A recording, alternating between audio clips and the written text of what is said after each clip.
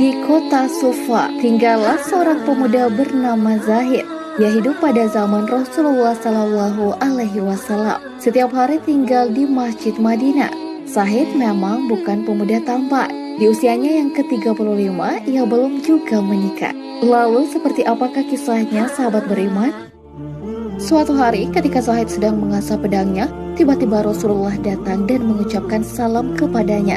Zahid terkejut dan menjawabnya dengan gugup, "Wahai saudaraku Zahid, selama ini engkau tampak sendiri saja." Sapa Rasulullah Shallallahu Alaihi Wasallam. "Allah bersamaku, wahai Rasulullah," jawab Zahid. "Maksudku, mengapa selama ini engkau masih lajang? Apakah tak ada dalam benakmu keinginan untuk menikah?" Tanya beliau lagi. Zahid pun menjawab, "Wahai Rasulullah, aku ini lelaki yang tak punya pekerjaan tetap. Apalagi wajahku sangat tak memenuhi syarat.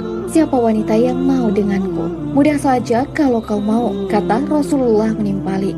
Zahid hanya termangu. Tak lama kemudian Rasulullah memerintahkan pembantunya untuk membuat surat lamaran untuk melamar wanita bersama Zulfa binti Sa'id. Ia anak bangsawan Madinah yang terkenal kaya raya dan cantik jelita. Surat itu pun diberikan kepada Zahid untuk kemudian diserahkan kepada Sa'id. Setiba di sana ternyata Sa'id tengah menerima tamu. Maka usai mengucapkan salam, Zahid menyerahkan surat tersebut tanpa masuk ke dalam rumah.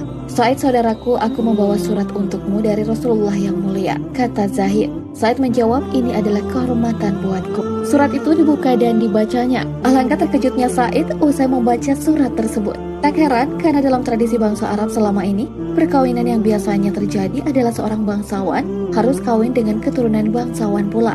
Orang yang kaya harus kawin dengan si kaya juga. Itulah yang dinamakan sekufu atau sederajat. Akhirnya Sa'id bertanya kepada Zahid, "Saudaraku, betulkah surat ini dari Rasulullah?" Zahid menjawab, "Apakah engkau pernah melihatku berbohong?" Dalam suasana demikian, Zulfa datang dan bertanya, "Ayah, mengapa engkau tampak tegang menghadapi tamu ini? Apa tak lebih baik bila ia disuruh masuk? Anakku, ia adalah seorang pemuda yang sedang melamarmu. Dia akan menjadikan engkau istrinya," kata Sa'id kepada anaknya. Di saat itulah Zulfa melihat ayahnya, ia pun menangis sejadi-jadinya. "Ayah, banyak pemuda yang lebih tampan dan kaya raya. Semuanya menginginkan aku."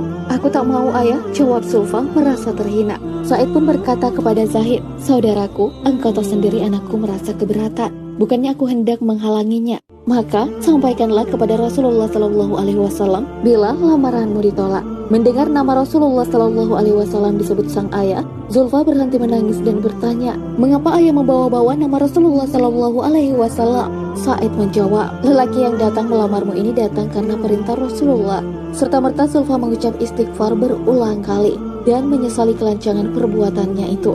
Lirih, wanita muda itu berkata kepada sang ayah, "Mengapa ayah tidak mengatakannya sejak tadi bila yang melamarkan lelaki itu adalah Rasulullah Shallallahu Alaihi Wasallam? Kalau begitu keadaannya, nikahkan saja aku dengannya. Karena aku teringat firman Allah, sesungguhnya jawaban orang-orang mukmin bila mereka dipanggil Allah dan Rasulnya agar Rasul menghukum mengadili di antara mereka adalah ucapan, 'Kami mendengar dan kami patuh.'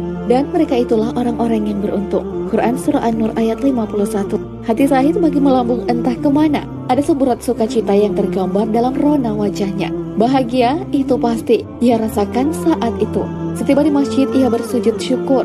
Rasul yang mulia tersenyum melihat gerak-gerik Zahid yang berbeda dari biasanya.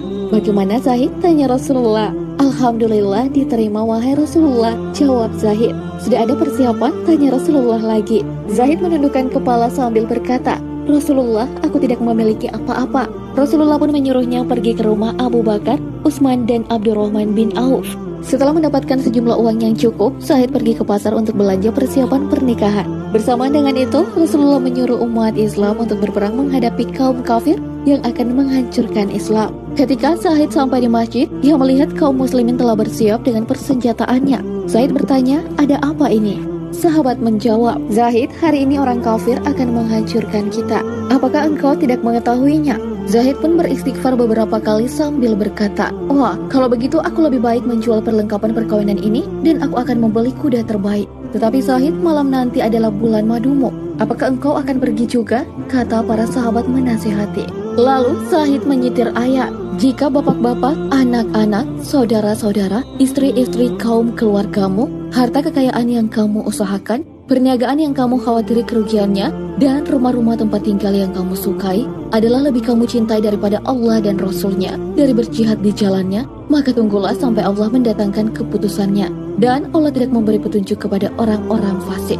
Quran Surah At-Taubah ayat 24. Akhirnya, Zahid melangkah ke medan pertempuran sampai ia gugur. Dan Rasulullah berkata, hari ini Zahid sedang berbulan madu dengan bidadari yang lebih cantik daripada Zulfa.